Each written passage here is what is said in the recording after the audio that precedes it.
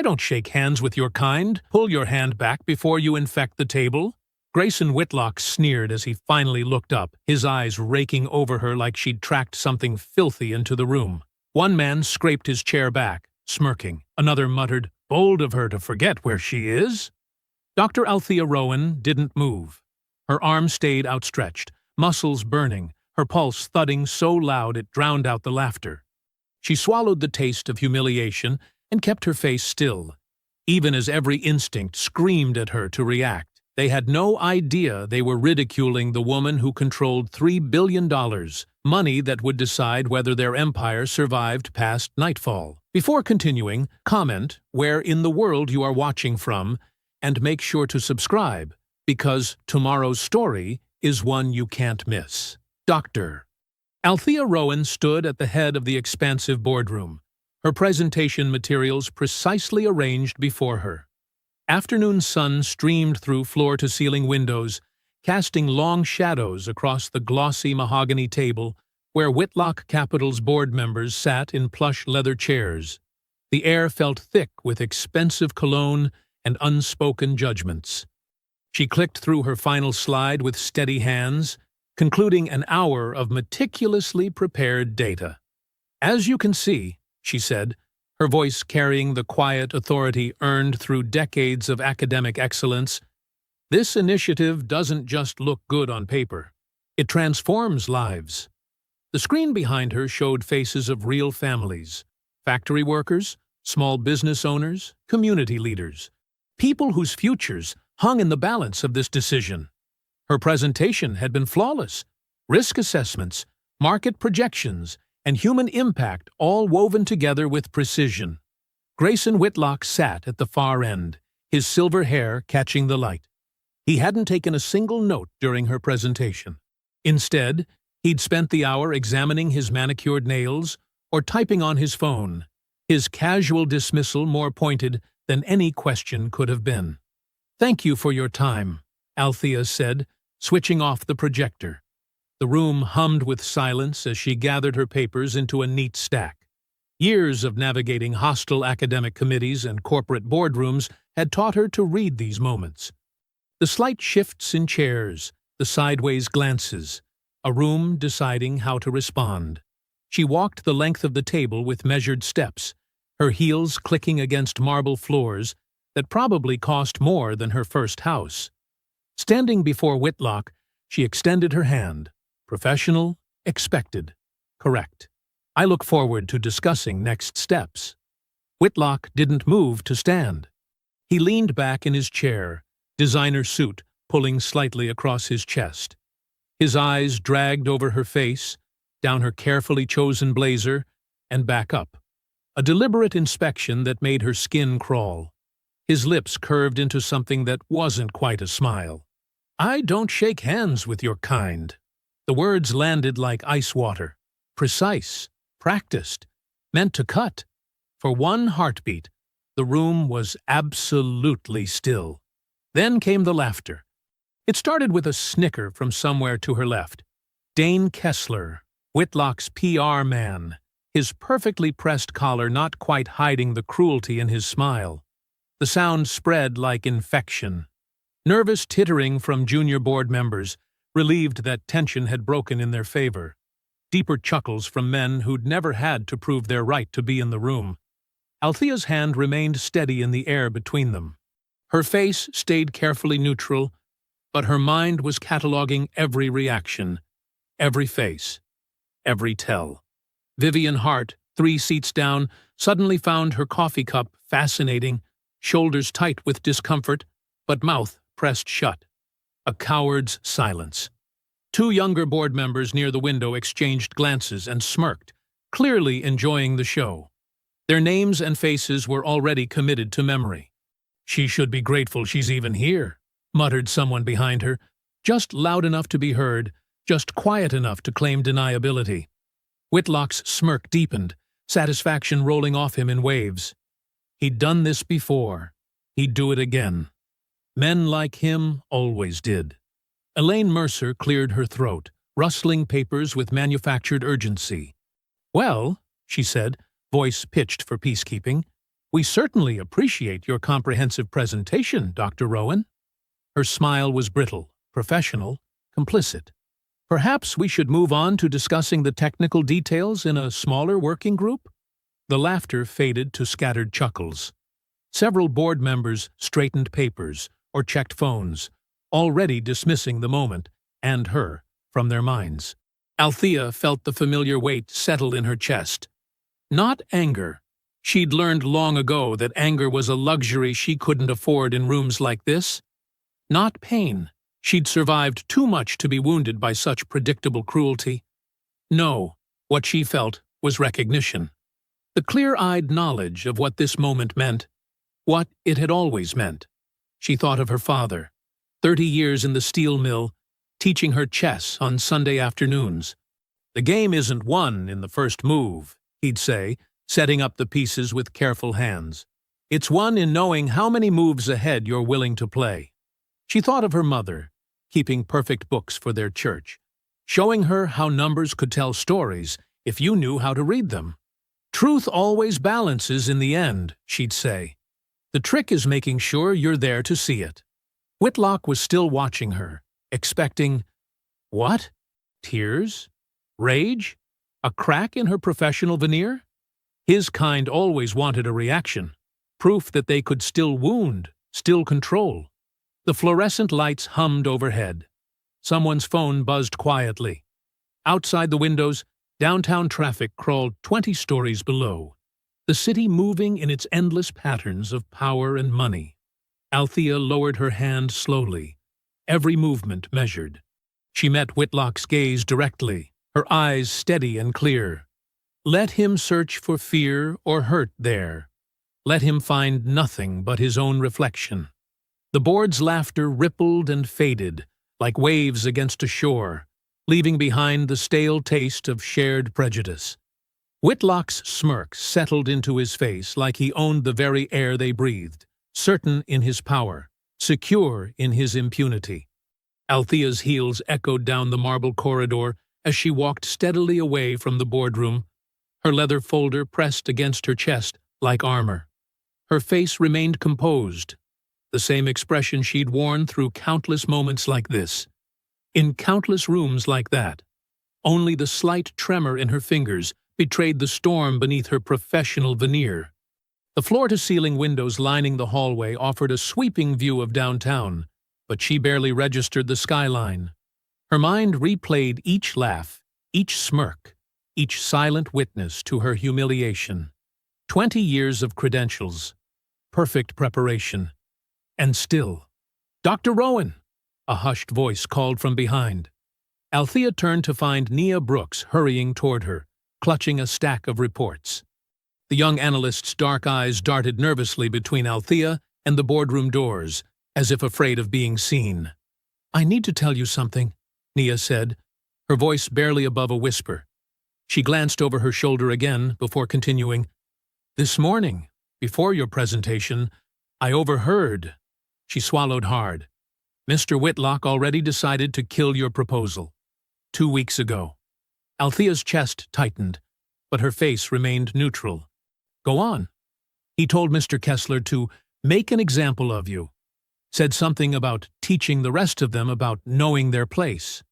Nia's hands gripped her papers tighter. "What happened in there? It wasn't just about you. It was a message to everyone." Before Althea could respond, a familiar cologne announced Dane Kessler's arrival. He materialized beside them, all-expensive suit, and practiced charm. "Dr. Rowan," he said, smiling with too many teeth. "I hope you are not leaving us just yet. Elaine, Ms. Mercer, would like a word, to smooth things over." His hand hovered near her elbow, not quite touching, but hurting her direction all the same. Nia stepped back, fear flickering across her face. "I should get back to work," she mumbled, clutching her papers like a shield. Kessler guided Althea toward a smaller conference room, his voice dropping to a confidential tone. "You know how these old money types can be. Set in their ways. But we're all professionals here, aren't we?" The conference room was half the size of the boardroom, but no less expensive. Elaine Mercer stood by the window, her silver hair and tailored suit a study in corporate polish. She turned as they entered, her face arranged in careful concern. "Althea," she said warmly, as if they were old friends. "Please, sit down. I feel we need to address what happened." Althea took a seat, noting how Kessler positioned himself between her and the door. Elaine settled across from her, hands clasped on the table. "First, let me say how mortified I am about Grayson's behavior," Elaine began, her words flowing like rehearsed symphony. "He's from another era. It doesn't excuse what he said, of course, but I hope you understand. These old institutions take time to change." Althea kept her face neutral, waiting. This was a familiar dance. "Your proposal has real merit," Elaine continued. "The numbers are solid. The social impact metrics are impressive. We don't want to lose that momentum over one unfortunate incident." She leaned forward, voice softening. "What if we started with a smaller pilot program? Something more manageable? With Whitlock's name attached, of course. His influence could open doors." And there it was. The trap, wrapped in compromise and corporate doublespeak. Accept the humiliation. Surrender control. Become the smiling face, while they claim the credit and keep the power. "We could announce it next quarter," Kessler added smoothly. "Position you as a rising star in impact investing. The press would love it. Collaboration across traditional barriers, that sort of thing." Althea thought of her father again, his careful hands setting up chess pieces. "Think 5 moves ahead," he'd say. "See the whole board." "I appreciate the offer," she said, her voice measured. "You're right. We shouldn't let one incident derail important work." She saw relief flash across Elaine's face. "I'll need to review the adjusted terms, of course. Perhaps we could reconvene with the full board." Of course, Elaine said, standing. "I'll have legal draft something right away." Kessler's smile didn't quite reach his eyes. "Shall we head back? I'm sure Grayson will be pleased we could work this out." Althea gathered her folder and stood, every movement deliberate. In the corridor, Nia was still lingering, pretending to organize papers at a side table. Their eyes met briefly, Nia's filled with equal parts fear and hope, searching Althea's face for some sign of what would come next. Althea straightened her blazer, her breathing steady and controlled. The boardroom doors loomed ahead, heavy with mahogany and privilege. Behind them, Whitlock would be waiting, secure in his power, certain of her surrender. She took another measured step forward, her mind already calculating trajectories, seeing moves they couldn't imagine. They thought they knew this game. They thought they knew her role. They were wrong on both counts. Althea re-entered the boardroom like a shadow, quiet but impossible to ignore. The earlier laughter still hung in the air, living in their relaxed shoulders and satisfied smirks. Board members lounged in their leather chairs, some checking phones, others sharing knowing glances. Whitlock dominated the head of the table, man-spreading in his $5,000 chair like it was a throne. He barely glanced up as Althea took her place at the far end, his attention performatively fixed on his gold fountain pen. "Well then," Elaine Mercer's voice cut through the murmurs, crisp and professional. "Shall we resume our discussion of the proposal's technical aspects? I believe we were examining the quarterly disbursement schedule." "Actually," Althea's voice was soft but carried effortlessly across the polished table, "I have a question for the board, if I may." Several heads turned, surprised by this deviation from their expected script. Whitlock's pen paused mid-signature, though he didn't look up. "Of course," Elaine said, her smile tightening at the corners. "I'm curious," Althea continued, her tone conversational.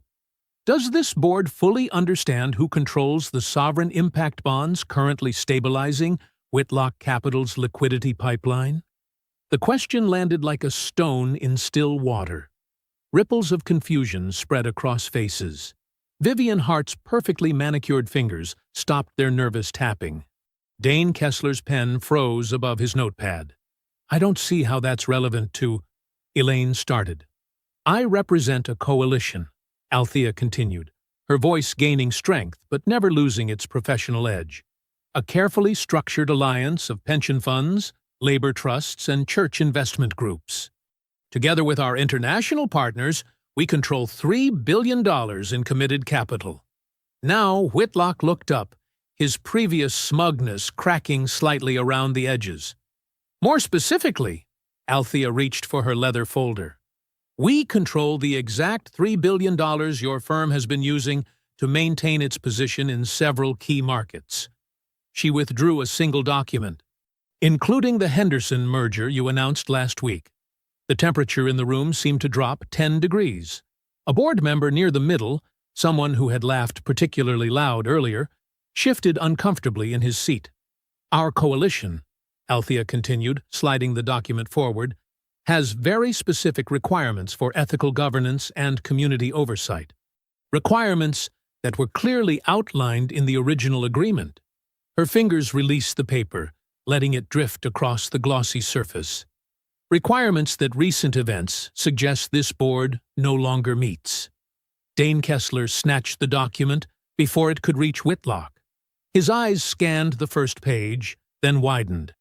This is a notice of immediate withdrawal, Althea finished for him.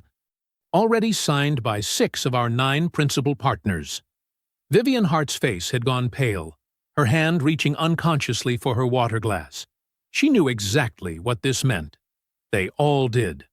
Without that liquidity backbone, at least 3 major deals would collapse. The Henderson merger alone would implode, taking millions in fees with it. This is absurd. Whitlock's voice had lost its earlier smoothness. You can't possibly have the authority to— I'm the lead architect of the coalition, Althea said simply. I structured the original partnership framework. My signature carries the full weight of our combined positions. She kept her hands flat on the table, steady and sure. Would you like to see the documentation? A younger board member started furiously typing on his phone, probably trying to verify her claims. Elaine's professional mask had cracked, showing the panic underneath. Now, let's not be hasty. Kessler attempted to recover, his PR instincts kicking in. I'm sure we can— $3 billion, Althea repeated, each word distinct and heavy. Currently backing 16 active positions across your portfolio. Would you like me to list them? The silence in the room grew thick enough to touch. Gone was the laughter, the comfortable superiority, the casual cruelty. Now there was only the sound of rapid breathing and the faint hum of air conditioning. The withdrawal notice takes effect in 48 hours. Althea continued into that silence, unless specific conditions are met.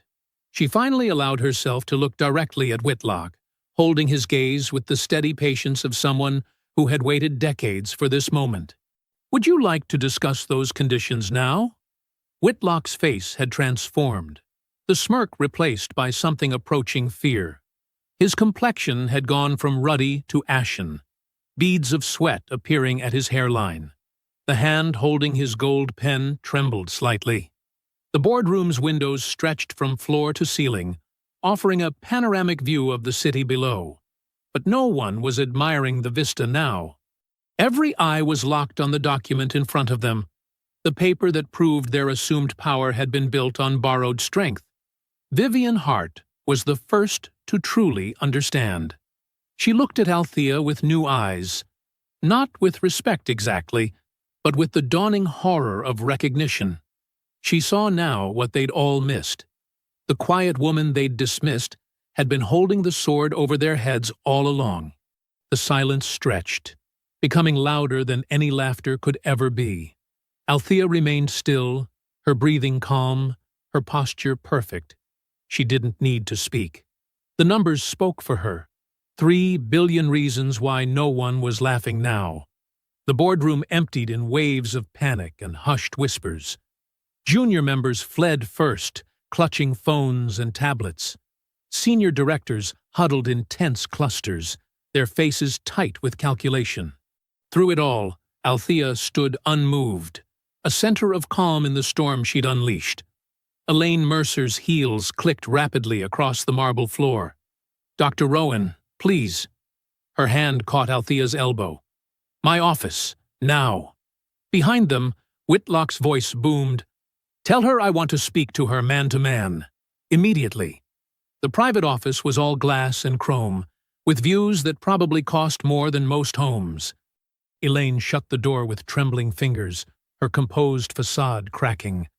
"You have to understand," Elaine began, pacing behind her desk. "This isn't just about today. This is thousands of jobs, dozens of projects. Real people will be hurt if you do this." Althea sat perfectly still, hands folded in her lap. Real people are already being hurt. Every day, by decisions made in that boardroom. "We can fix this," Elaine pressed.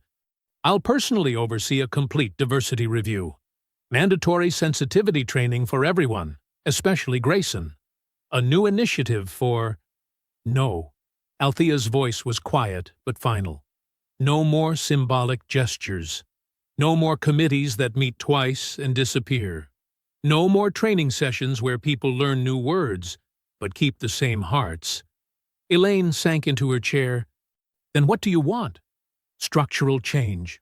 Althea pulled out a document, clearly prepared in advance. Whitlock removed from all decision-making positions, full transparency on investment criteria, community oversight seats with real voting power, written accountability measures with teeth. That's— Elaine's voice faded. She looked suddenly older, the weight of something heavy settling on her shoulders. "Impossible?" Althea finished. "Or just uncomfortable? You don't understand." Elaine leaned forward, lowering her voice. "Grayson isn't just a board member. He's—" She glanced at the door. "He knows things. About everyone. He has connections we can't afford to lose. The board isn't loyal to him. They're afraid of him." The door burst open. Whitlock filled the frame, his face dark with rage.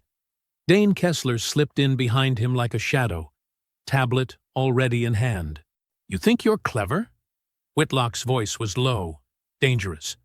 "You think because you've got some paperwork and borrowed power, you can come in here and threaten me?" Althea didn't stand, didn't raise her voice. "This isn't a threat, Mr. Whitlock. This is consequences." "Consequences!" He barked a harsh laugh. "Let me tell you about consequences. By tomorrow morning, every financial paper in the country will be questioning your competence. By noon, there'll be rumors about mismanaged funds, about radical associations, about your stability." Kessler's fingers flew across his tablet, taking notes. "A week from now," Whitlock continued, "3 different regulatory bodies will be very interested in your coalition structure. A month from now, every partner you've ever worked with will be getting calls about their relationship with you. Are you finished?" Althea's calm seemed to infuriate him further. "I'm just getting started." He planted his hands on Elaine's desk, leaning forward. "People like you make the same mistake. You think because you've learned our words, worn our clothes, sat at our tables, you belong here, but you don't. You never will. And when we're done, no one will remember your name except as a cautionary tale." Althea stood slowly, smoothing her skirt. "Mr. Whitlock, I've spent my entire career watching men like you mistake your position for power. You think you're threatening me with destruction?" She picked up her folder. "I'm from a place your kind burned down rather than share. We rebuilt. We always rebuild. This isn't some civil rights moment," he spat. "This is business." "No," Althea said. "This is justice, and it's been coming for a long time." She turned to Elaine. "You have 48 hours to meet our terms. After that, the withdrawal proceeds. All of it." "You'll regret this," Kessler spoke up, his PR-polished voice carrying an edge. "When the story breaks—" "The story broke 30 years ago," Althea cut him off. "When people like him decided people like me didn't deserve to be in rooms like this. The only difference is, now we own the room." She walked to the door, her phone already buzzing with messages from coalition partners. Each text asked the same questions. What happened? Are we holding the line? The elevator ride down was silent. Security guards watched her cross the lobby, their expressions uncertain. Someone had clearly called ahead about her. Outside, the wind whipped between the skyscrapers, catching her coat. Her phone chirped with a news alert. She opened it to see Whitlock's first attack already launching. Questions raised about radical element in impact investing sector. The article quoted anonymous sources concerned about unstable actors wielding disproportionate influence. Althea looked up at the tower of glass and steel, at the boardroom where they'd laughed at her not an hour ago. The same window where Whitlock now probably stood, thinking he could still win this fight the old way, with money and fear and carefully crafted lies. Her phone buzzed again. More coalition partners asking for direction, asking if they should stand firm. Dawn crept across Althea's kitchen, the pale light finding her still at her table, one hand curled around a cold cup of coffee. Her laptop screen glowed with fresh accusations. The headlines multiplied like poison ivy. Controversial economist threatens major investment firm. Sources question radical activists' financial credentials. Market stability at risk from politically motivated attack. Althea's phone hadn't stopped buzzing since midnight. Each notification brought a new twist of Whitlock's knife. She clicked through the stories, noting how they all echoed the same carefully crafted phrases. Dane Kessler's fingerprints were everywhere. Sources close to the situation expressed concern about Dr. Rowan's emotional stability. She read aloud, tasting the calculated cruelty. Industry experts question whether personal grievances are being weaponized to manipulate markets. Her phone lit up again. Attorney Lillian Cho's name flashed on the screen. "I've seen the coverage," Lillian said without preamble. "They're following a classic playbook. First discredit, then isolate, then destroy." Althea rubbed her temples. "They're painting me as an angry black woman with a vendetta. Because that's the easiest way to make people stop listening." Lillian's voice was steady, grounding. "Whitlock's team will try to provoke you into saying something, anything, they can twist. One emotional moment, one angry word, and they'll blast it everywhere. They already think I'm angry." "No," Lillian corrected. "They need you to show it. Right now you're controlled, professional, fact-based. That scares them. They need you emotional, unreasonable, fitting their narrative." A text message popped up from Nia Brooks. "They're telling everyone not to talk to you. HR sending weird emails about protecting company interests. Someone's going through old files, too. Looking for anything they can use." Althea forwarded the message to Lillian. "They're digging." "Let them dig," Lillian said. "We have nothing to hide, but we need to move fast. I'm drafting protective orders for our coalition partners. We need to—" Another call beeped through. Reverend Samuel Price. "Lillian, I need to take this. Can you send me those drafts?" "Already on it. And Althea? Remember, they want you to break. Don't give them what they want." Althea switched calls. Reverend Price. "My phone's been ringing since sunrise." His deep voice carried decades of fights like this. Coalition partners worried about their reputations. Board members questioning if we should pull back. "I need to know where we stand." "The funding is solid," Althea said firmly. "The mission is clean. Nothing they're saying changes that. Meet me at the church. 20 minutes. The historic black church stood proud against the morning sky, its brick walls holding generations of resistance.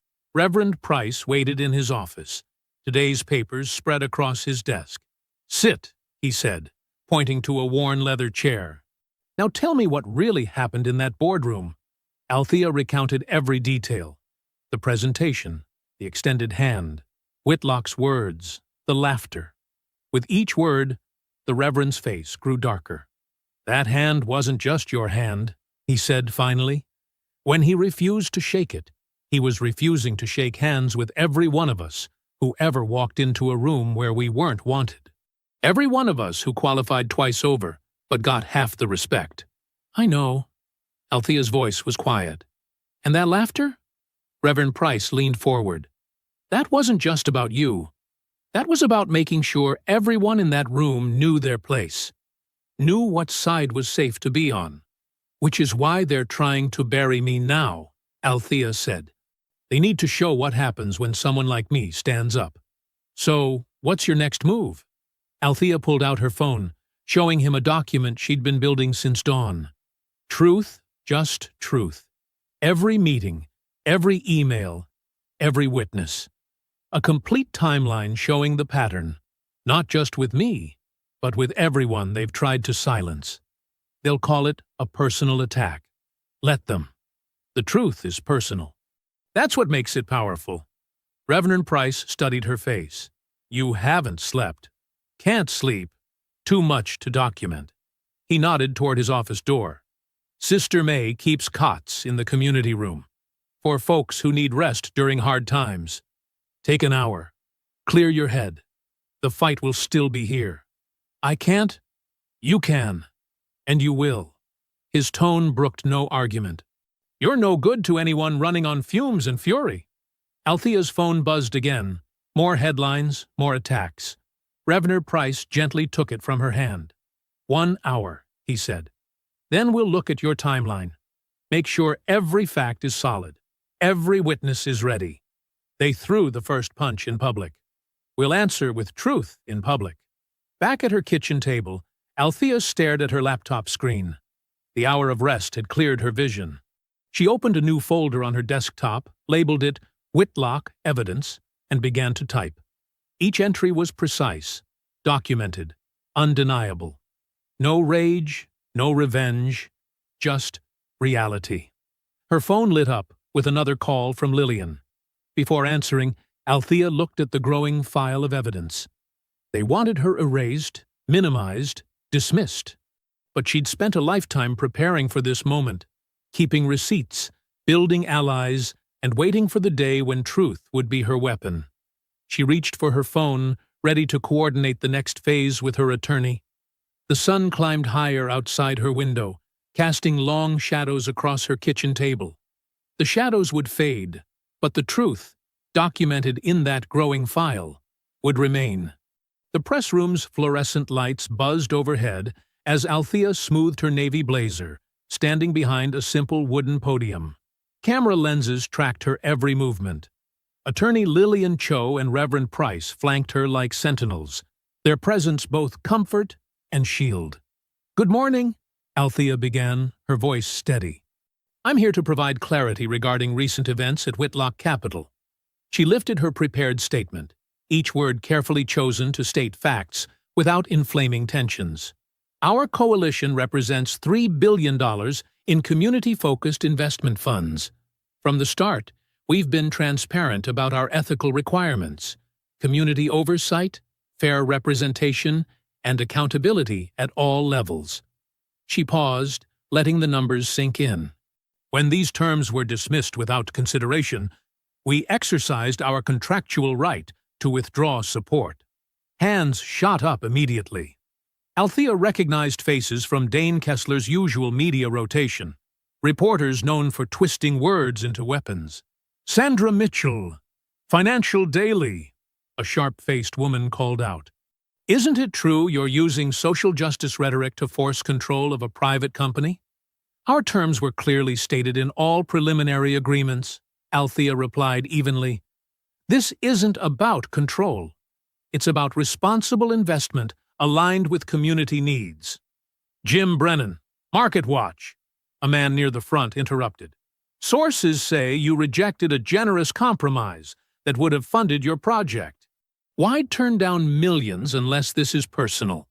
Lillian stepped forward slightly, a subtle reminder of their strategy.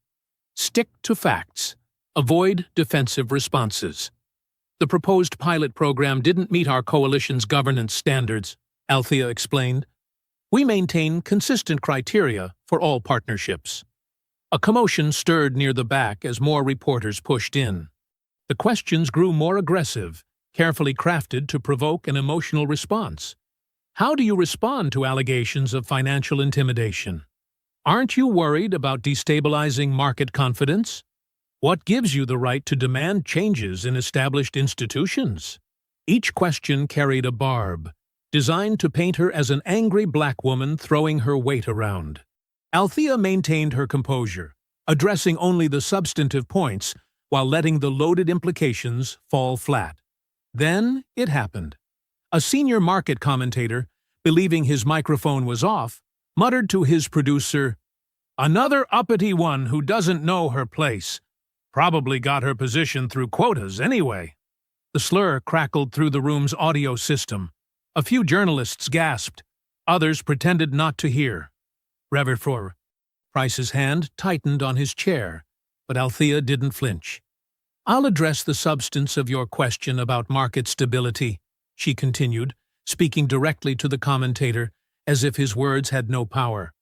"Our coalition's priority is sustainable, ethical investment. That creates true market stability." Lillian touched her arm, signaling time for their planned exit. As they gathered their materials, Althea's phone vibrated.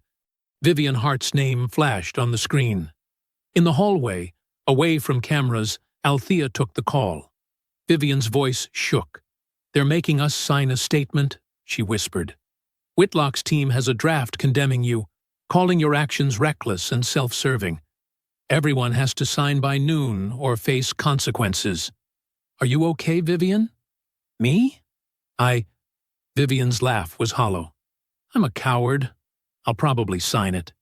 But you should know. They're scared. Really scared. The things they're saying behind closed doors. Document everything," Althea said firmly. "Save every email, every text. Forward copies to your personal account.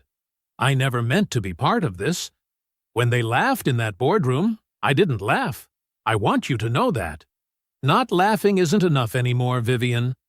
The call ended as Lillian guided Althea toward the parking garage. In the back of Lillian's car, they watched the press conference replay on the driver's screen. Networks were already spinning it, running the uppity comment on loop with analysis about rising tensions. "They'll release that statement at noon," Lillian said, checking her watch. "We have 90 minutes to prepare our response." "Did you see how they positioned those questions?" Althea asked. "Every single one designed to make me look emotional or irrational." "And you gave them nothing," Lillian nodded. "Kept it professional, fact-based. That's going to frustrate them." The car turned onto the highway as Althea's phone erupted with notifications. A new headline crawled across the screen. "Questions arise about coalition fund management. Fraud concerns surface." Beneath it, her photo, stern, unsmiling, perfectly professional, seemed chosen to reinforce their narrative of an angry black woman causing trouble. The same image appeared on 3 different channels, each with a variation of the fraud allegation. "Right on schedule," Lillian said grimly. "They're laying groundwork for the board statement. First discredit you, then present a united front against you. They think if they say fraud enough times, people will believe it," Althea said, watching her face loop on the screen. "Standard playbook," Lillian agreed. "Attack the messenger's credibility before they can deliver the message." She pulled out her tablet. "We need to get ahead of their noon statement. I have drafts of 3 possible responses, depending on how hard they come at you." But Althea wasn't listening. She was watching her image on the screen, seeing how they'd twisted her professional reserve into something threatening. They wanted her to break, to crack, to give them the angry outburst they could use to destroy her. The car wound through downtown traffic as Lillian outlined response strategies. Outside, digital billboards flashed financial headlines. Inside, Althea felt a clarity she hadn't expected. They thought they were breaking her. Instead, they were showing everyone exactly why this fight mattered.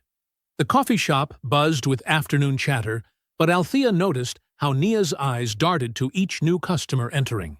They'd chosen the corner table strategically. Backs to the wall, clear view of both exits. Nia clutched her laptop bag close, knuckles white against the brown leather. "I had to use my personal email," Nia whispered, sliding a USB drive across the table. "They're monitoring everything internal now, even printer logs." Althea palmed the drive smoothly, tucking it into her blazer pocket. Are you okay? Are they watching you specifically? They're watching everyone. Nia's coffee sat untouched, growing cold. Dane Kessler sent an all-staff memo this morning. Anyone with relevant information about past projects should report directly to his office. She pulled out her phone, showing Althea the message. But look at the attachment name. It's a tracking file. Opens differently for each recipient. Smart catch, Althea said softly. What else? Nia glanced around again before continuing. They have a spreadsheet. Color-coded targets in your coalition. Green for pressure points identified. Yellow for approach in progress. Red for resistant. She swallowed hard. There are names next to each entry. Personal details, family connections, financial weaknesses. Did you copy it? Everything I could access. But Althea... Nia leaned closer, voice barely audible. They're pulling badge records going back 6 months. Cross-referencing security footage. Anyone who talked to you, met with you, even rode the elevator with you, they want names. Are people coming forward? Some. They're scared. Marcus in accounting, remember him? His wife just had a baby. This morning he told Kessler about a lunch meeting you had with the pension fund representatives last year. Althea nodded, understanding. Fear was a powerful tool, and Whitlock's team wielded it expertly. The bell above the door chimed. A man in an expensive suit entered, making a show of checking his phone while scanning the room. His eyes locked onto their table for a beat too long. Time to go, Althea said quietly. Different exits, 5 minutes apart. They gathered their things carefully, movements measured. Althea went first, stepping out onto the busy sidewalk, where Lillian waited by a parked car. She'd taken 3 steps when a shoulder slammed into her hard, spinning her sideways. The suit-wearing man from the coffee shop sneered down at her. You people always want something, he spat, loud enough for nearby pedestrians to hear. Can't ever be satisfied with what you're given. Althea steadied herself, recognizing the trap. A reaction, any reaction, would feed tomorrow's headlines. She kept her face neutral, starting to step around him. He shifted to block her path. What's wrong? Not so tough without your lawyers and press conferences? Sir, Althea said evenly, you're blocking my way. Oh, now I'm being oppressive? He stepped closer, trying to loom over her. Going to call me racist next? Claim I'm creating a hostile environment? Pedestrians slowed, phones appearing to record. Exactly what he wanted. Step back. Lillian's voice cut through the tension as she moved between them. You've committed assault on camera, and you're currently attempting to provoke a confrontation. Would you like to explain that behavior to the police, or would you prefer to leave? I didn't assault anyone, he scoffed. Maybe your client should watch where she's walking.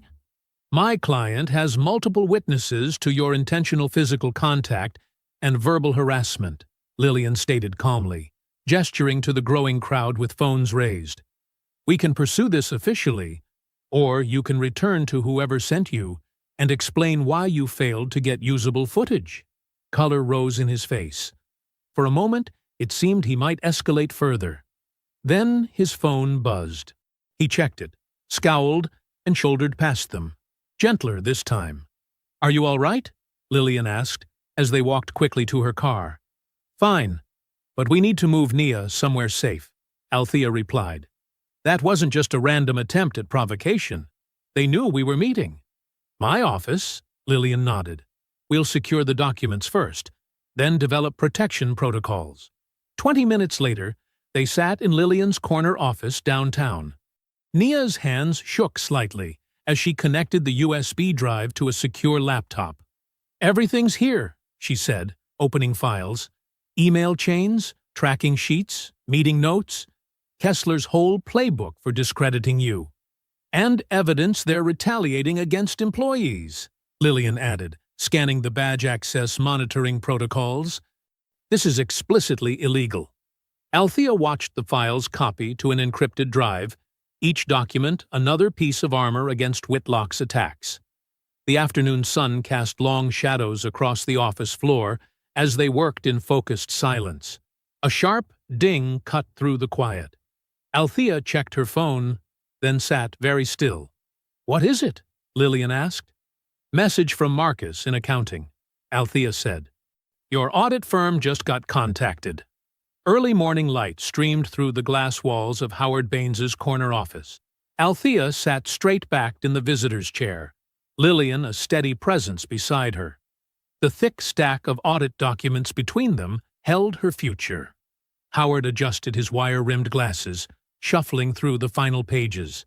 His methodical movements made each second stretch. "Dr. Rowan," he said finally, looking up, "we've completed our comprehensive review of your coalition's structure, funding sources, and governance protocols." He cleared his throat. "I can definitively state we found no irregularities or improprieties whatsoever." Althea released a breath she hadn't realized she was holding. "The documentation is clean?" "Impeccable," Howard confirmed. "Every transaction, every approval, every partnership agreement, they all follow proper procedures. Your ethical oversight framework actually exceeds standard requirements. And the withdrawal triggers? Completely legitimate. Your coalition partners maintain full legal authority to withdraw funds based on documented violations of governance standards." Howard straightened a paper clip. "Including discriminatory behavior by key decision-makers." Lillian leaned forward. "Would you be willing to put that in writing, Mr. Baines?" "I already have." He slid a formal letter across the desk. "My complete findings, with supporting documentation. Though I should note," he hesitated. "Yes?" Althea prompted. "I received some strongly worded suggestions about how to frame these results from Mr. Kessler's office." "Threats?" Lillian's pen appeared, ready to document. "Let's call them incentives," Howard said carefully. "Both positive and negative. But my professional reputation means something to me. Facts are facts." Althea's phone buzzed, Elaine Mercer's number flashing on the screen. She excused herself to take the call in the hallway. "Dr. Rowan." Elaine's voice carried an unfamiliar note of deference. "I understand Mr. Baines has completed his review?" "He has. And?" "Complete vindication of our structure and standards." Althea kept her tone neutral. "Would you like me to share his findings?" A pause. "The board is concerned about recent developments. If you have evidence of attempted interference with proper oversight—" "I do." Althea thought of Nia's USB drive. "Would that be relevant to an emergency board review?" "It would be appropriate to examine such documentation." Elaine's voice strengthened with each word, sensing which way the wind was blowing.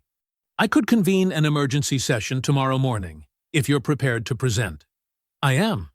Althea opened her tablet, pulling up selected emails from Nia's files, enough to prove sabotage without revealing her source. "I'm sending you a preliminary packet now. Note particularly the highlighted sections about coordinated pressure on financial partners." She heard Elaine's sharp intake of breath. "This is concerning. Very concerning. I thought it might be. The board will need to address this immediately." Elaine's tone shifted to almost conspiratorial. "Between us, Dr. Rowan, Whitlock's behavior has become a liability. These documents could help us make necessary changes." "I'm glad we agree on the necessity of accountability," Althea said evenly, refusing to be drawn into alliance with someone who had laughed at her humiliation days ago. Back in Howard's office, Lillian was already scanning financial news on her phone. "Stocks down 4% on rumors of the audit results," she reported. "Trading volume spiking." Althea nodded. "Elaine's calling an emergency board review for tomorrow morning. They smell blood in the water." "Speaking of blood," Lillian held up her phone, showing a news site. On screen, Althea's press conference played, but chopped and spliced, making her measured statements sound angry and threatening. Dane Kessler's digital fingerprints were all over it. "Let them play their games," Althea said. "We have facts." They spent the next hour reviewing documents with Howard, building an airtight presentation for the board. Every number checked, every claim supported, every violation documented. Howard's signature carried weight. His reputation for meticulous accuracy was well known in financial circles. By late afternoon, even Bloomberg had adjusted its coverage, running headlines about a power struggle rather than fraud allegations. The market was betting on change at Whitlock Capital. Althea and Lillian relocated to a hotel near the board offices to prepare for morning. They commandeered the suite's dining table, spreading documents in careful order. Audit results, internal emails, partnership agreements, withdrawal authorizations, each piece positioned for maximum impact. Start with the audit, Lillian advised, arranging papers. Lead with validated facts before revealing the sabotage attempts. Build credibility before showing teeth. Althea nodded, reviewing her opening statement. Hit them with numbers first. People like Howard trust math more than morality. Exactly. Make them see protecting Whitlock costs more than removing him. Lillian checked her watch. We should order dinner, get some rest before… Althea's phone lit up with a text from an unknown number. 5 words glowed on the screen. Stop, or we bury you. Althea arrived at Whitlock Capital's gleaming entrance at 8:45 a.m. sharp. The morning sun caught the glass facade, but inside, the lobby felt cold. A security guard she'd never seen before held up his hand. ID, please, ma'am. His tone suggested this wasn't standard procedure. She produced her visitor badge from yesterday. He studied it with exaggerated care, made 3 phone calls, and spent 15 minutes verifying protocols while other people streamed past. Executives who'd nodded to her days ago now studied their phones, careful not to meet her eyes. Just following procedure, the guard repeated, watching her like she might cause trouble. Althea stood perfectly still, her briefcase heavy with Howard's audit report and supporting documents. She'd chosen her clothing carefully, a charcoal suit that meant business, not submission. Around her, whispers floated between desk workers and cleaning staff. She caught fragments. That woman who… and Whitlock's furious. Finally, Elaine Mercer's assistant hurried down, flustered. So sorry for the delay, Dr. Rowan. Security protocols, you understand. Please, the board's waiting. The boardroom felt different today, tenser with none of yesterday's smug laughter. Board members clustered in small groups, their hushed conversations dying as Althea entered. Vivian Hart offered a tiny nod. Whitlock sat in his usual place, radiating cold fury beneath a practiced smile. Elaine called the emergency session to order, her voice carefully neutral. We're here to address serious concerns about operational stability and risk management. She avoided the words discrimination or racism. Mr. Baines's audit has raised questions requiring immediate attention. She began walking through Howard's findings, softening the edges. Where Howard had written clear violation of ethical governance standards, Elaine said procedural inconsistencies. Where he documented systematic exclusion, she said communication gaps. Still, the numbers were undeniable. $3 billion in coalition funding, 16 major pension funds, 28 community partnerships, all with clear withdrawal triggers that could collapse Whitlock Capital's liquidity overnight. Vivian Hart cleared her throat. May I speak? Her hands trembled slightly, but her voice held steady. Mr. Whitlock's behavior toward Dr. Rowan was more than unprofessional.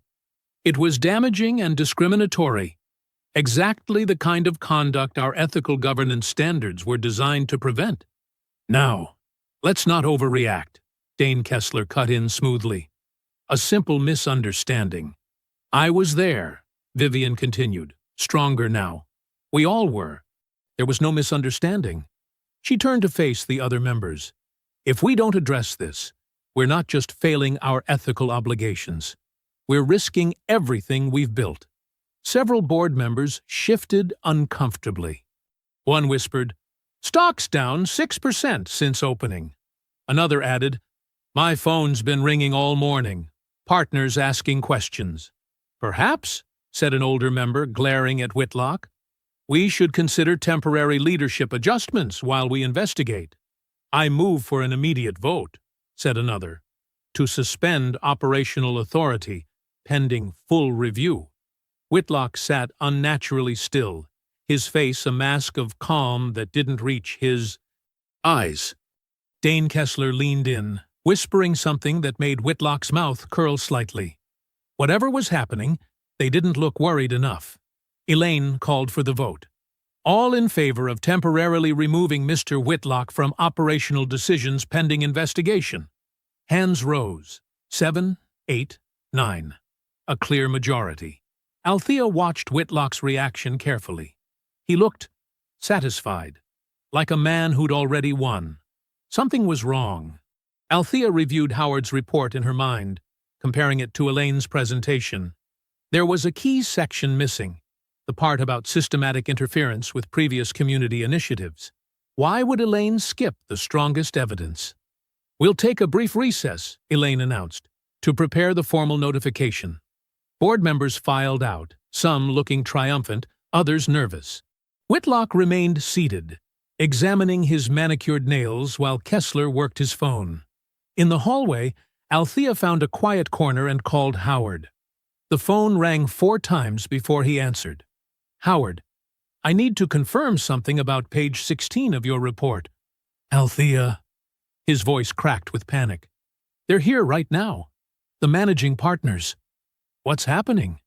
"They're saying we missed critical evidence, that our methodology was flawed. They're forcing a retraction of the entire audit." Althea's heels clicked against marble as she rushed back to the boardroom. Through the glass walls, she saw board members huddled over phones, faces drawn with fresh anxiety.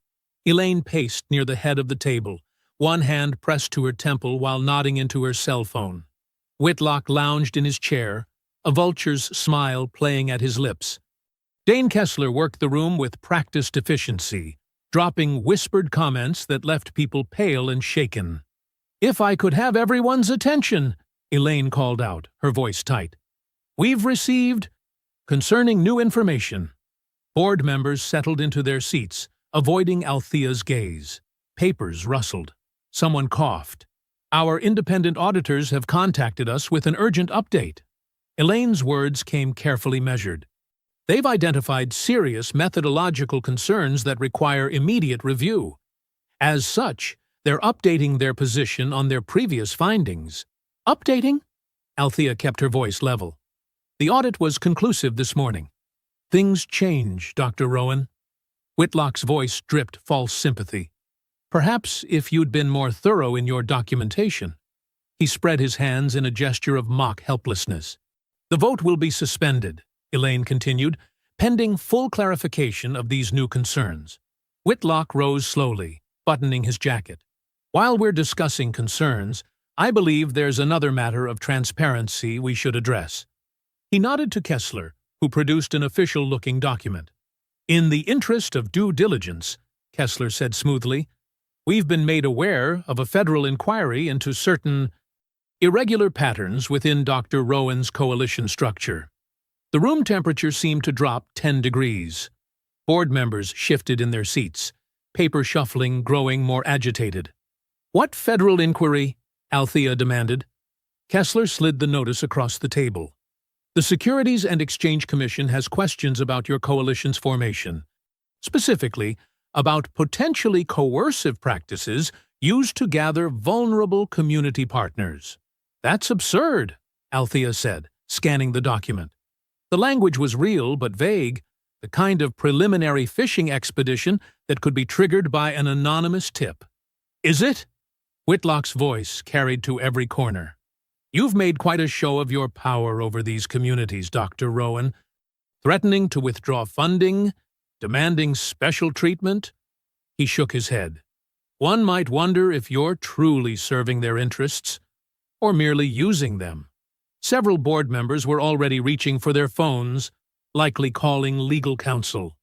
Althea recognized the play. They'd manufactured just enough doubt to make everyone fear liability.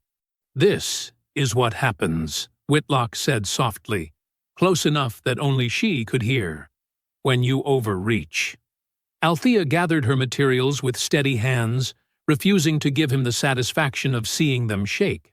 As she walked toward the lobby, voices followed her. Can't risk association. And need to distance ourselves. The elevator doors opened to reveal Nia Brooks, clutching a folder and looking terrified. She tried to step toward Althea, but two security guards materialized, blocking her path. I'm sorry, Ms. Brooks, one said. You need to return to your floor. Nia's eyes met Althea's, wide with panic. She mouthed two words. They know. Before Althea could respond, the guards were steering Nia away. Through the lobby's glass front, Althea saw the crowd gathering.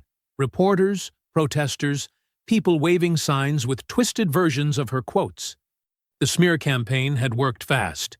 Her phone buzzed. Lillian Cho. Don't engage. Car waiting at side entrance. Althea turned toward the service corridor, but not before catching Whitlock's reflection in the glass. He stood on the mezzanine, watching her retreat, victory etched in every line of his face. The side door opened to chaos.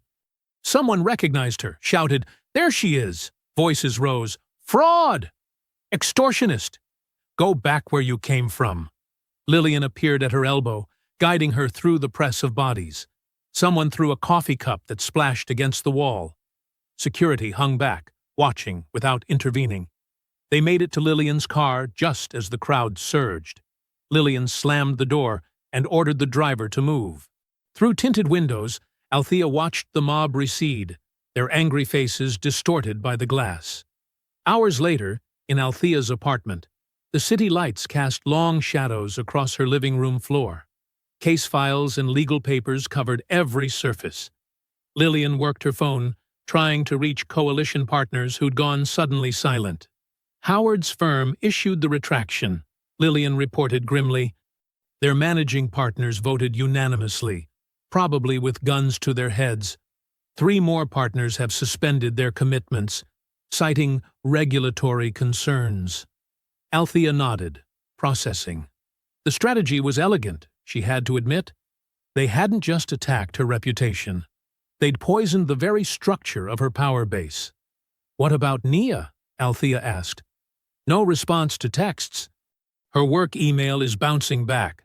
Account suspended. Althea moved to her kitchen, needing space to think. The city stretched below her window, lights blinking like distant stars. She gripped the counter edge, feeling the cool marble ground her.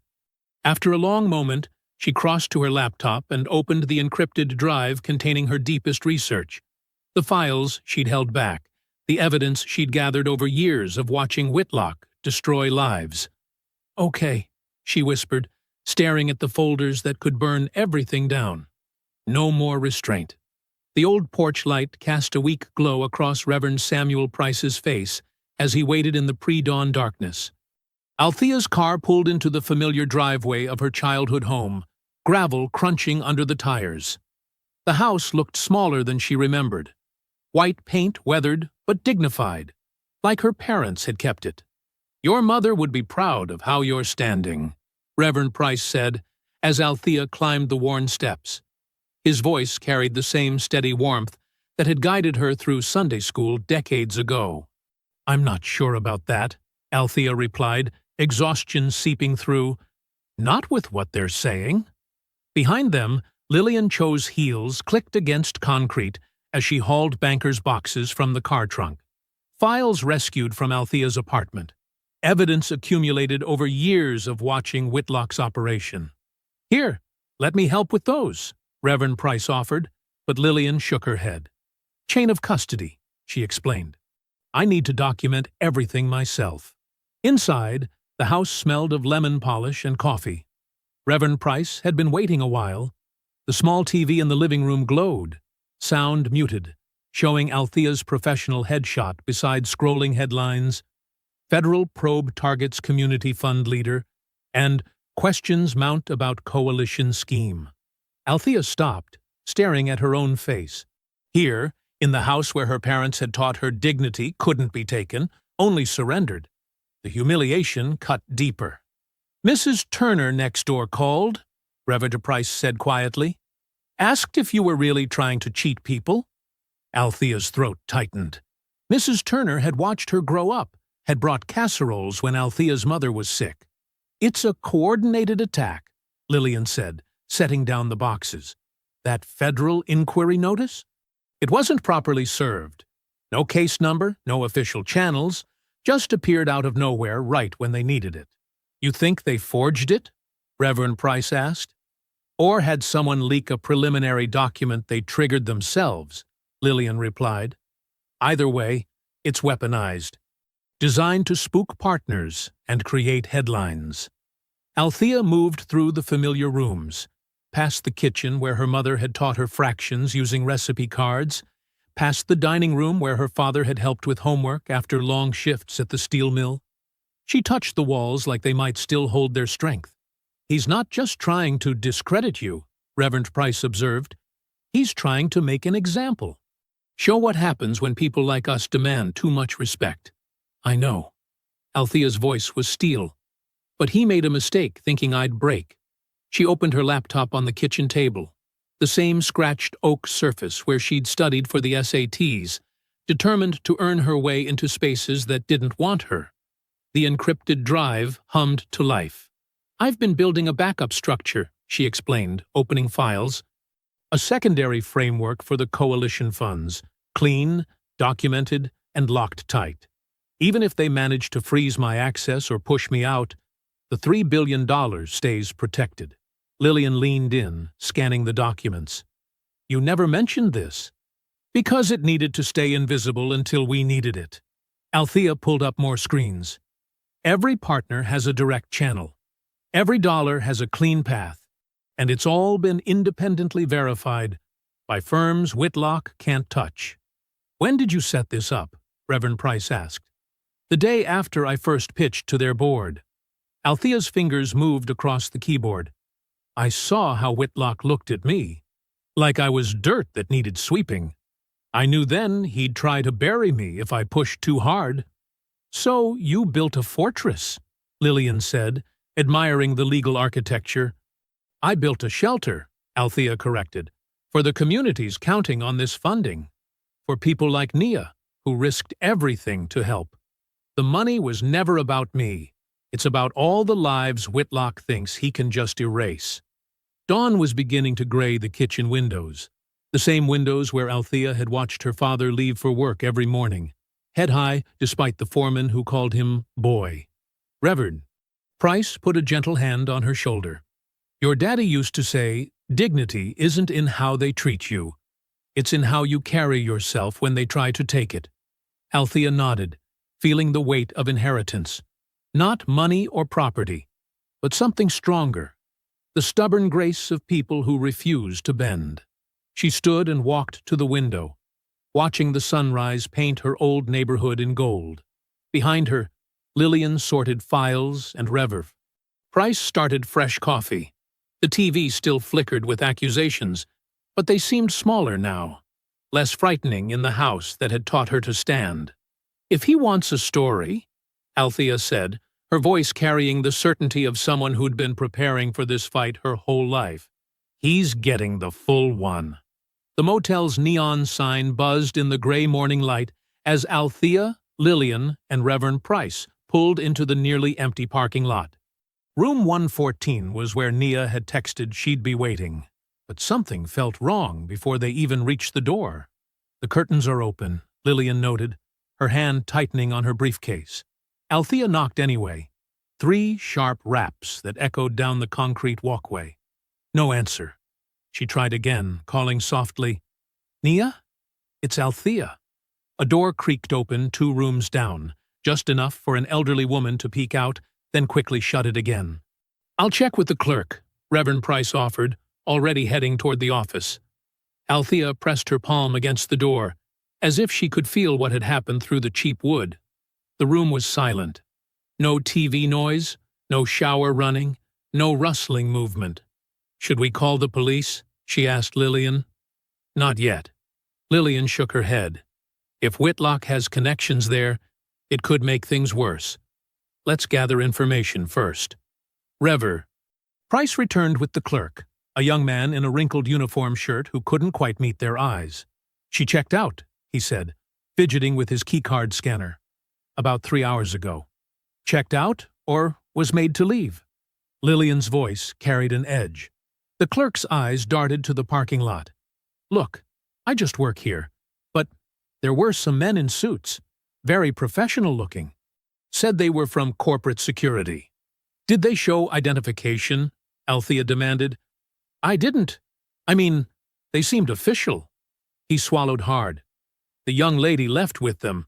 Voluntarily. She walked out on her own. After they what? Lillian pressed. Threatened her career, her safety? I don't know anything else.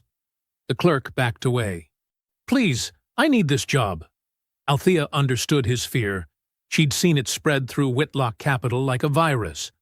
But right now, her concern was Nia. She scanned the empty room through the window. Bed still made, no sign of a struggle, but a coffee cup knocked over on the side table. Dark liquid stained into the carpet. Over here, Reverend Price called from the parking lot.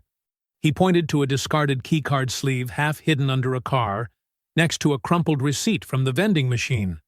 Althea checked the timestamp. 4:17 a.m., less than an hour after Nia's last message. They know. Those 2 words haunted Althea now. She should have moved faster, protected Nia better. A dark sedan idled at the far end of the lot, its engine a low growl in the morning quiet.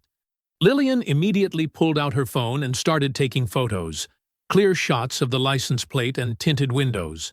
The car peeled out, tires squealing on asphalt. That'll be one of Kessler's watchers, Lillian said grimly. He always uses contracted surveillance. We need to move, Althea decided. Now.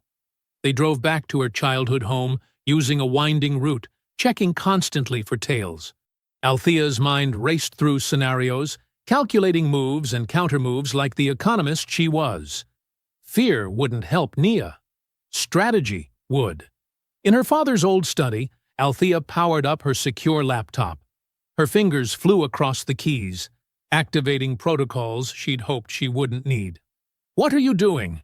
Reverend Price asked, watching strings of code flash across the screen. Creating consequences, Althea replied. She opened an encrypted channel to Marcus Chen, a former federal investigator who now handled compliance verification for 3 coalition partners. His response was immediate. Standing by. Next, she accessed the secure escrow server she'd set up weeks ago, a digital dead man's switch. With precise keystrokes, she uploaded Nia's copied emails, along with time-stamped documentation of threats and harassment. If anything happened to either of them, everything would automatically release to multiple oversight bodies. Smart, Lillian approved. But will it be enough to make them back off? Before Althea could answer, her phone lit up with an unknown number. She put it on speaker. Hello? Dr. Rowan? Nia's voice was barely a whisper.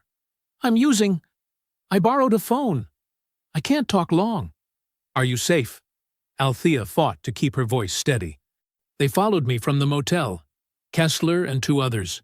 Cornered me in the stairwell. Nia's breath hitched. They wanted the drive, all the copies. Said they knew about my mother's medical bills, my student loans, that they could make everything easier or much, much harder. Did they hurt you? No, not physically. But Kessler, a shaky inhale. He said he owns my future now. That no one would ever hire me after this. Lillian was already taking notes, documenting every detail. Reverend Price bowed his head in silent prayer. Where are you? Althea asked. A coffee shop, downtown. I slipped away when they were arguing about jurisdiction with someone on the phone. Nia's voice cracked. I'm scared, Dr. Rowan. I don't know what to do. Althea closed her eyes, listening to the fear in Nia's breathing. She remembered her own early battles, the times she'd felt alone against forces too big to fight. Never again. Stay on the line, she said firmly. You're not alone anymore. Nia's ragged breathing filled the speaker while Lillian stepped into the hallway, phone pressed to her ear. Althea could hear fragments of hushed conversation. Secure transport. Federal oversight. Witness protection protocols. "They're watching the exits," Nia whispered. "Two men in dark suits. I can see them through the window."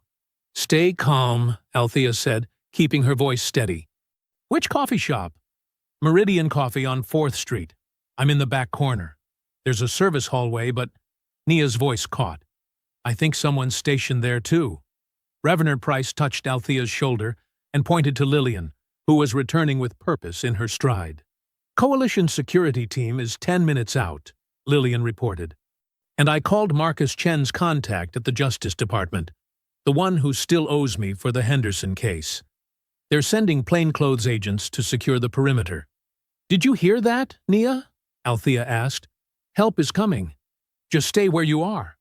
"I'm so sorry," Nia's voice cracked.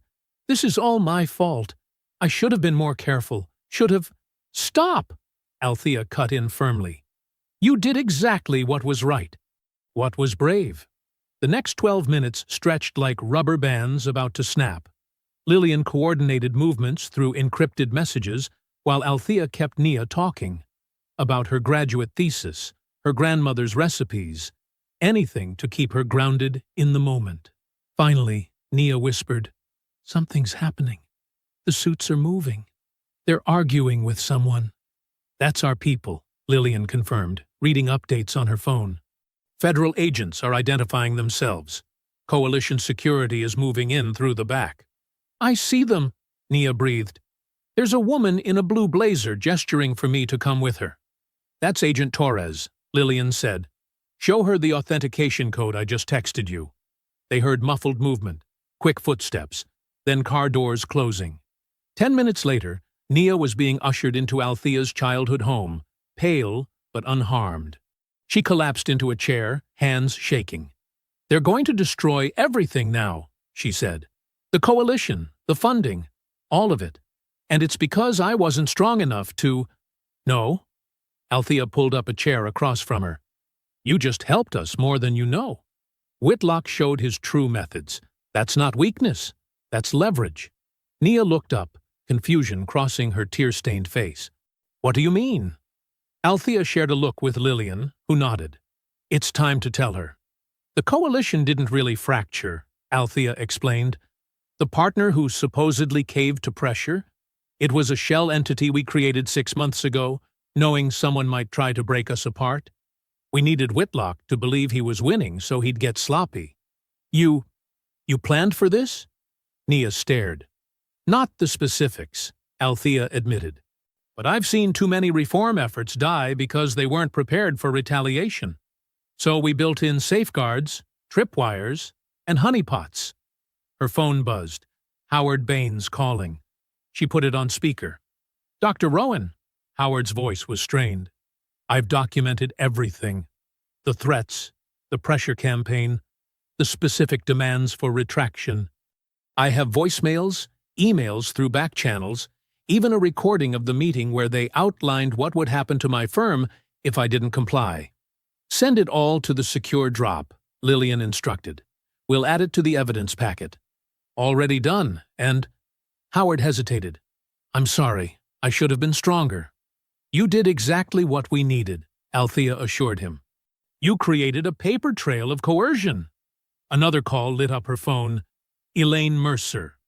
Althea switched lines. "They're calling an emergency session," Elaine said without preamble. "Whitlock wants the board to sign a binding resolution permanently barring you and your coalition from any future involvement with Whitlock Capital or its subsidiaries." "When?" "Tomorrow morning, 9 a.m. Elaine's voice dropped. "He's unhinged, Althea. I've never seen him like this. He's threatening to destroy anyone who doesn't sign."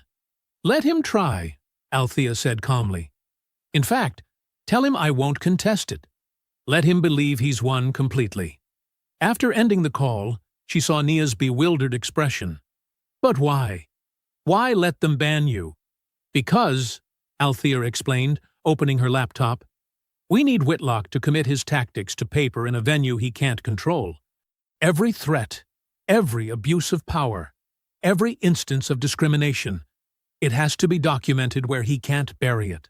She pulled up a massive encrypted file labeled Oversight Evidence and began adding Nia's testimony and Howard's recordings to the compilation of proof they'd been building for months.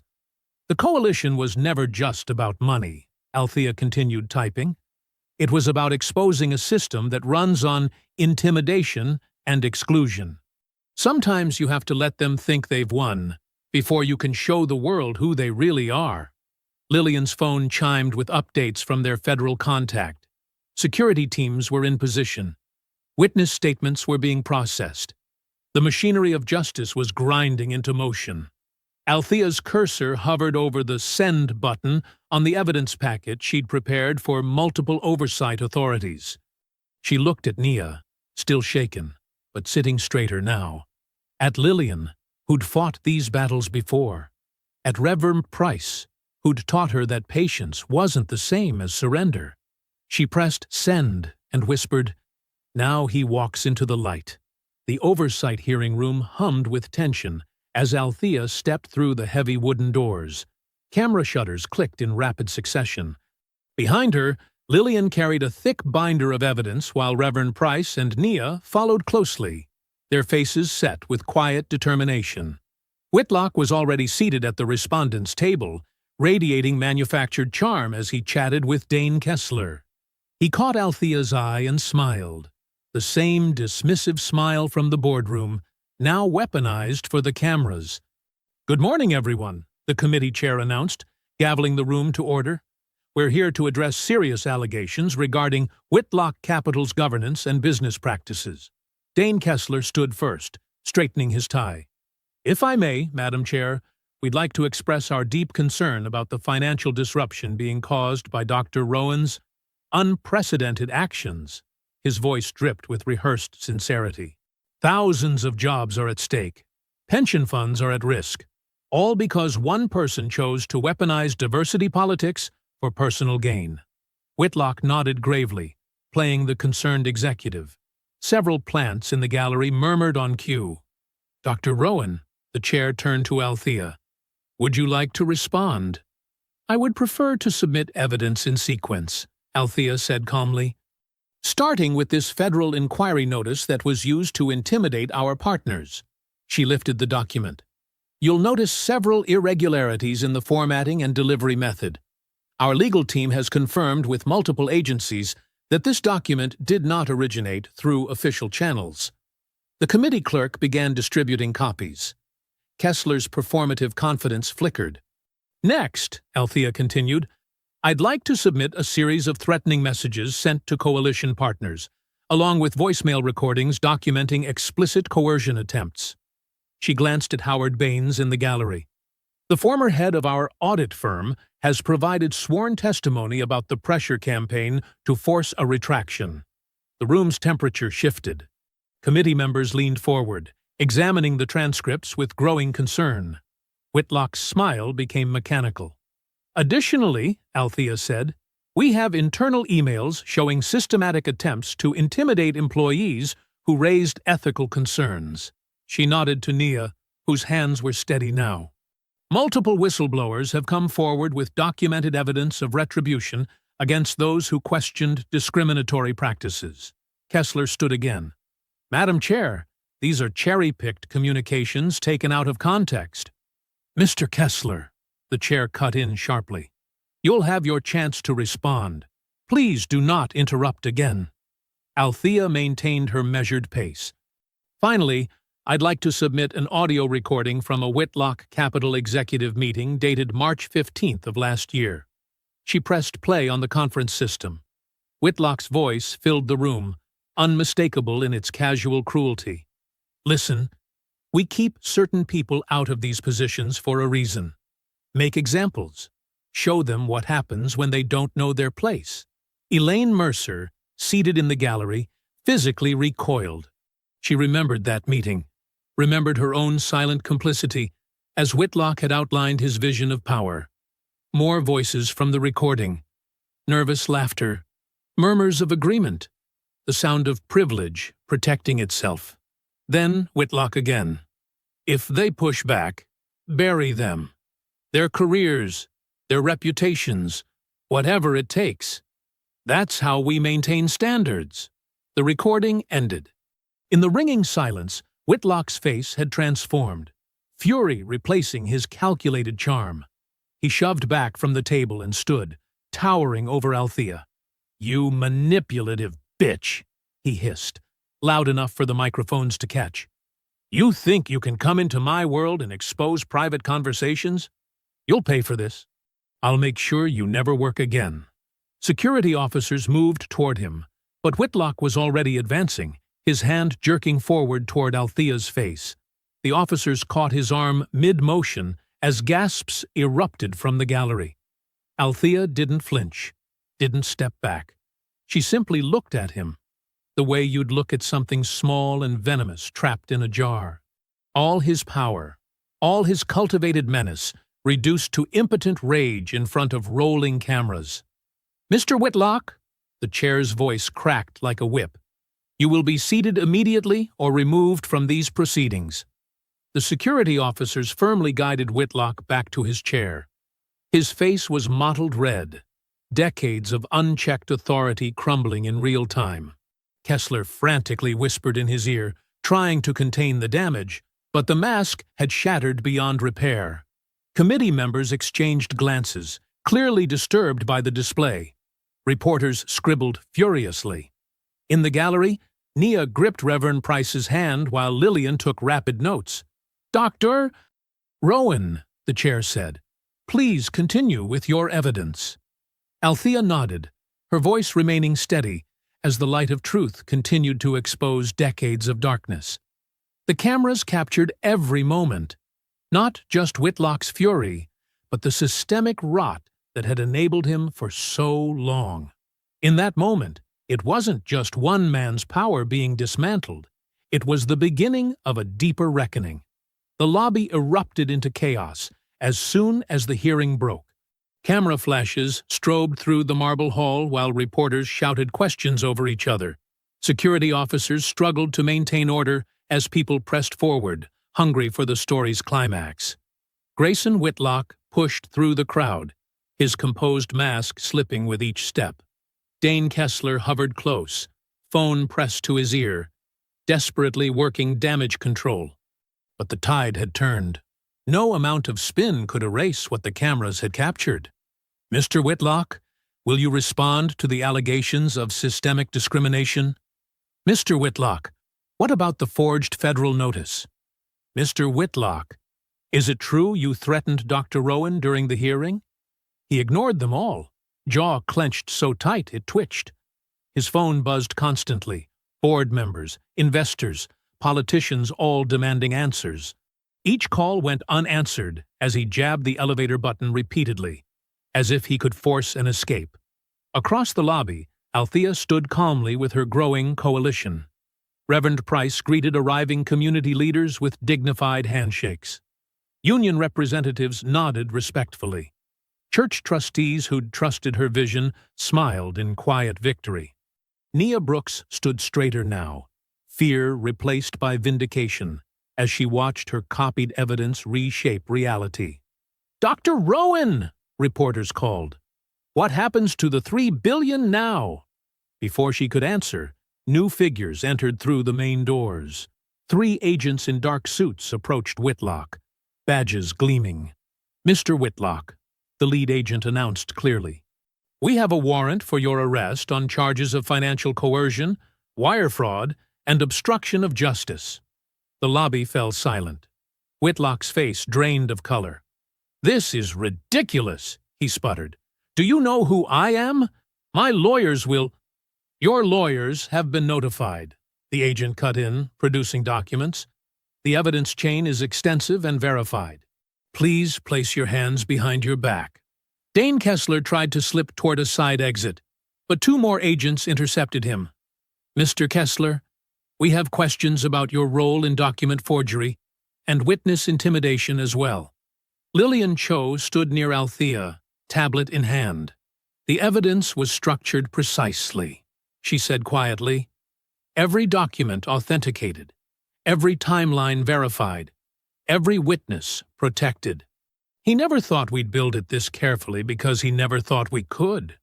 Elaine Mercer approached their group, her usual polish cracked. Her hands shook as she held out a signed statement. The board failed, she admitted, voice unsteady.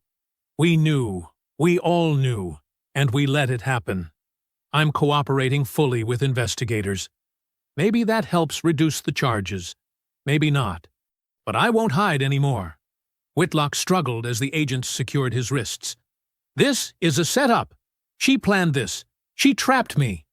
No, Mr. Whitlock, Althea said clearly, ensuring the cameras caught her words. You trapped yourself. Every threat, every slur, every act of retaliation. Those were your choices. I simply made sure they couldn't stay hidden. The agents began leading him toward the exit. Photographers surged forward, capturing the moment power lost its grip.